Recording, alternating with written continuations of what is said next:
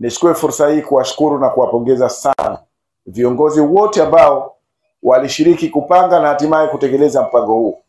Wao wameonyesha mfano bora na wameonyesha njia kama viongozi, na naamini kabisa hii haitakuwa mwisho, bali itakuwa ni mwanzo wa kujipanga zaidi na zaidi ili kuwajengea uwezo wananchi walio wengi zaidi, ukiachilia nyinyi 90 ambao mmeanza ndani ya mpango huu. Naomba tuwapigie makofi sana viongozi wetu. Ndugu zangu, serikali kwa kushirikiana na wadau mbalimbali tumejipanga katika kuinua sekta ya kilimo, tukiamini kwamba ni muongozo ama ni njia moja wapo ambayo kwa namna moja ama nyingine inaweza kuwasaidia wananchi mmoja mmoja, lakini ngazi ya familia, lakini na jamii kwa ujumla katika kuimarisha kipato chao.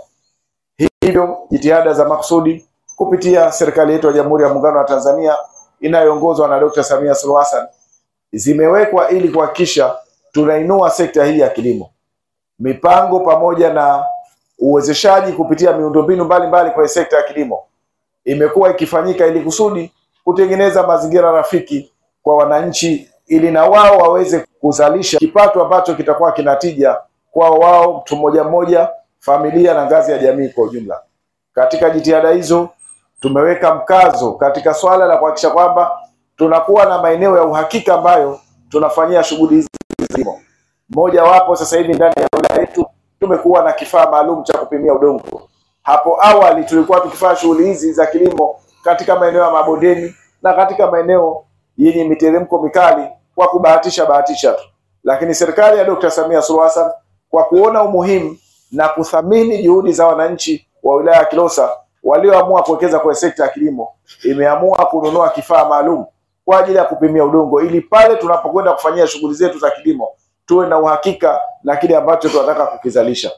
Na bahati nzuri kifaa hicho kinatoa huduma ndani ya wilaya yetu bila malipo yoyote. Ni matumaini yangu kwamba kama huku bado taratibu haujaanza kupitia hawa ambao wameanza kunufaika na mafunzo haya, basi viongozi wa ngazi husika wataanza kufuatilia ili kuwa na uhakika wa maeneo ambayo mnafanya shughuli zenu za uzalishaji kupitia sekta ya kilimo. Lakini kama hiyo haitoshi, mafunzo haya yanatolewa yaende sambamba na ukaguzi kupitia kwa mabwana shamba na mabibi shamba. Bahati nzuri serikali imeweka mfumo mzuri wa kutunza kumbukumbu za wananchi wote ambao wako kwa sekta hii ya kilimo. Serikali imetoa vishikwambi kwa mabibi shamba na mabwana shamba ili kusudi kuchukua taarifa, tukianzia na kwenye kukusanya taarifa za udongo wa uhakika, lakini kuja kwenye tathmini ya wakulima wenyewe ambao wako kwenye sekta hii ya kilimo.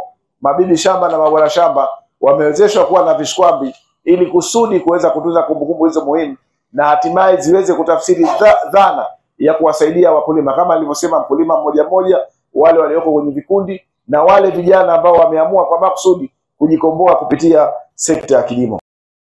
Pepo na njia panda. Haya mafunzo tuliyoyapata kwa kweli yametusaidia. Kwa mfano, mimi ni mkulima lakini nilikuwa nalima bila kupanga mahesabu.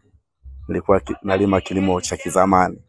Lakini baada ya kupata haya mafunzo sasa, kwa sababu tumepata kabla ya nini? Kabla ya msimu mpya wa kilimo. Kwa sasa hivi naanza kujipanga kwa ajili ya kilimo biashara. Kwa sababu kilimo biashara kina faida. Jinsi tulivyosoma. Namshukuru mkuu wa wilaya, bila kumsahau mama, bila mama Samia haya mambo yote yasingefanya, yasingewezekana kwa kweli. Yaani ombi langu kwa wakulima wote, kama ungepata mafunzo haya, sawa, basi ungebadilika. Kwa sababu nalima mazao ya kawaida na bustani. Kwa sasa hivi nitaanza kuwa na mpango bora wa kilimo.